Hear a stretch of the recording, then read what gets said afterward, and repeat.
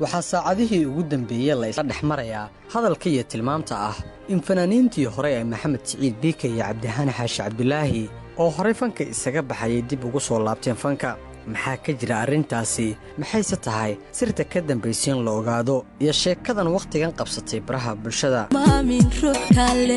intaad sacafka tumilay adnoqo kalo tumo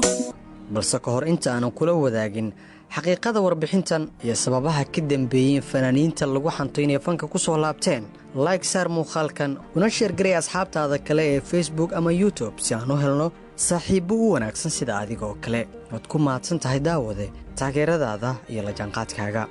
qof walba wuxuu ku leeyahay fanka waa ka baxaniga toobad keenay awal magaalada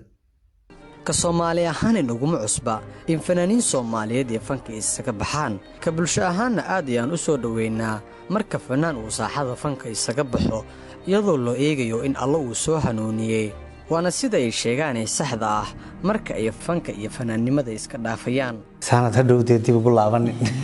ma sha Allah marka dar ilaahay bay iiga tim ma sha Allah taasoo doonaysid dad ka baxay oo ku soo noqday baa jira sax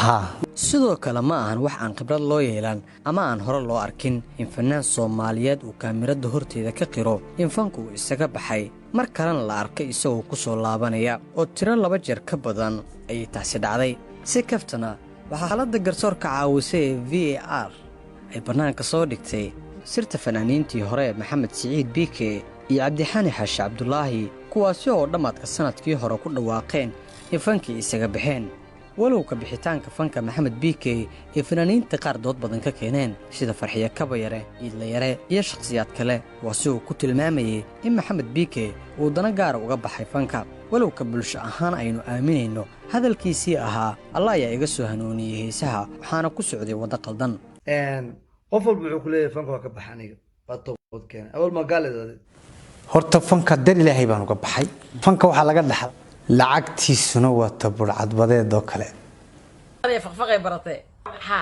naftaada ku kalsoono balse hadda maxaa fanka ku soo celiyay waxa baraha bulshada qabsaday hadalhayntii in Biike iyo saaxiibkiisii Cabdihani oo ay mataano ku wada ahaayeen kooxda xidigaha geeska ay fanka si dadban ugu soo laabteen halkii iyagu ay heesaha ka qaadi jireenna ay markan bilaabeen in daha gadaashiisa ay ka soo ridaan rasaasta oo ay laxanka saaraan heesaha iyo fanaaniinta hadda soo qaadayaan hadalhaynta waxaa dhaliyay sawirada ku muuqda iyo in 2 heesood oo kamid ah taxana heesa ah oo ay saacado ka hor barteeda YouTube-ka soo dhigtay fanaanada Ugbaad Aragsan oo heeso cusub ku soo luqaysay heesuhu inkastoo ay badnaayeen 2 kamid ah heesahaasi waxaa la xamaynta iska leh fanaaniintii hore ee fanka isaga baxay Maxamed Biike iyo Cabdihani Xaashi Cabdulaahi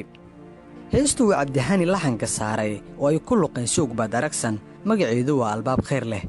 markan waxaan ugu yeernaa in sheekii uu laxan duceysi ah ka soo riday gurigiisa mise wax kale ayaa qaldan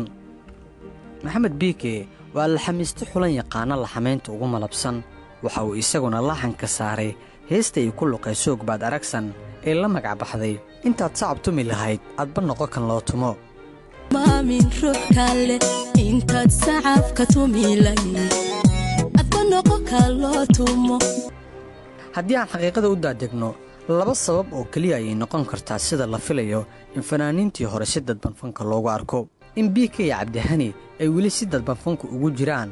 oo heesihii ay la xameeyaanba fanaaniin kale ay soo qaadiyaan taasi oo weli ka dhigan in Biike iyo Cabdihani aysan fanka isaga bixin oo ay daha gadaashiisa ku jiraan 2 haddii loo fikiro sida ugu saxan in heesaha hadda soo baxay oo aad arkayso oo la xameynta ay ku qoran tahay Maxamed Biike iyo Cabdihani ay hore u la xameeyeen taasi oo dib ugu laabanayso waqtigii ay fanka ku jireen heeso badan oo ay la xameeyeenna ay hadda kursiga keedka ku jiraan oo xitaa haddii aan aragno sanadka soo socda heeso ay fanaaniin qaadayaan oo ay laxanku ku qoran yihiin Biike iyo Cabdihani aan aaminno in waqtigii ay fanka ku jireen ay la xameeyeen haddana dib loo qaadayo haddaba adiga sidee ayay kula taaragti ahaan fanaaniintii hore ee fanka isaga baxay ee hadda la xamiistayaasha ah mise laxanku ka mid ma ahayn fanka iyo suugaanta 2 sabab ee aan soo sheegana midee ayay kula egtahay arrintan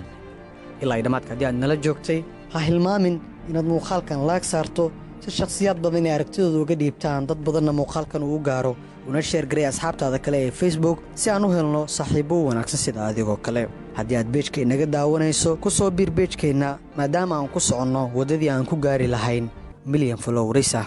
sidoo kalena raac linkii kore ee kaaga muuqday ciwaanka si aad sabskraib u saarto barteena youtube waad ku mahadsantahay taageeradaada iyo la jaanqaadkaaga